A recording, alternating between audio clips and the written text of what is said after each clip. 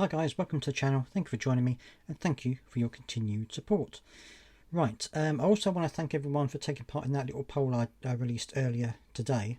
The reason why I wanted to make that poll is because I just wanted to make sure that if I was going to continue talking about these sensitive issues regarding people and their benefits struggles, I wanted to make sure that I wasn't going to be upsetting too many people with these stories. Obviously they are upsetting, but I think it's important that we get these things out in the open and share them as much as possible.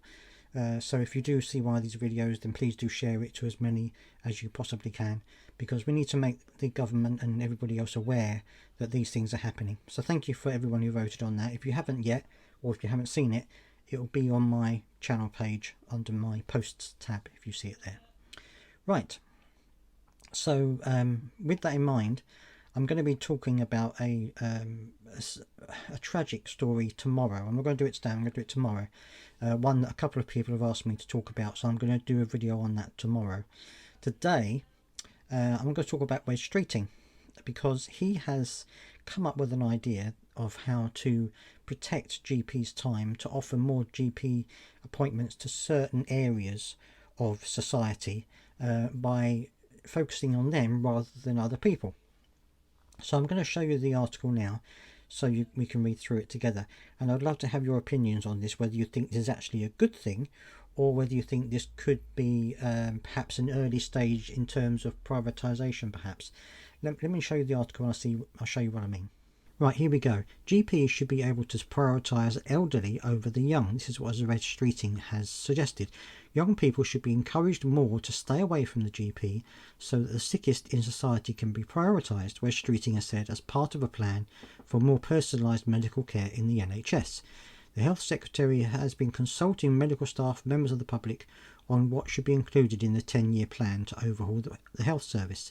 Speaking in the iPaper, he warned that without a better focus on preventing illness rather than curing it, the NHS could go bankrupt as costs continue to spiral.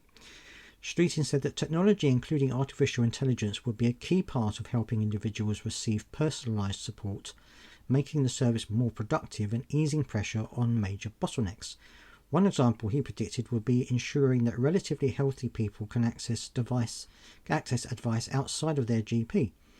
He said, if we can modernise the NHS app, then I think we can do a much better, faster job of making sure patients get the right care at the right time in the right place. So if you're someone who tends to be younger, fitter and healthier, you probably won't need to see the same GP every time you are going in for something. If it is a case of being directed to see a pharmacist, where they could give you some advice or do some tests using the skills and knowledge available to them, and then sorts you out without having to go to your GP, well, that frees up a GP's valuable time to provide that really strong family-doctor relationship that will certainly be far more valued by people with ongoing health conditions or people in older age who have got multiple conditions they are contending with. He stressed that personalised medicine should have universal and consistent high standards, but it would result in different courses for different horses. He hosted a summit in London on Friday with patients and NHS staff from across England to swap ideas for the 10-year health plan that is expected to be published in June.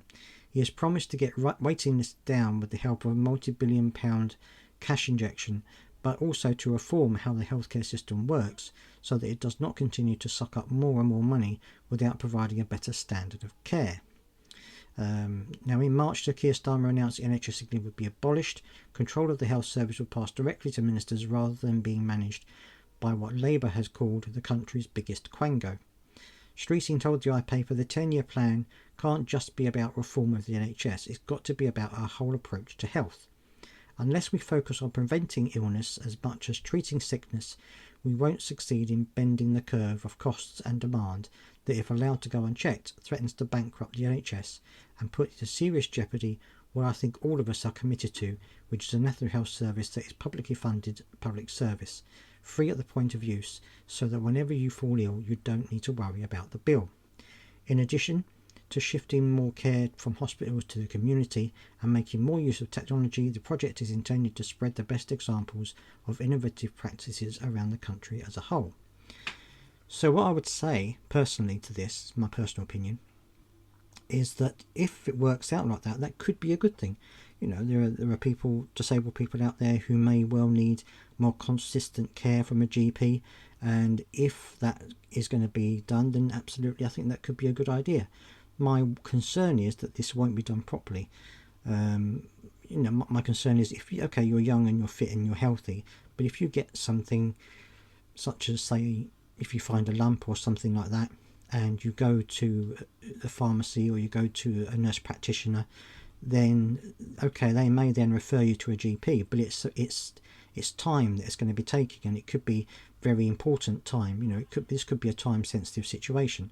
So that's my only concern, is that people might not get the urgent care they need as quickly as they otherwise would do.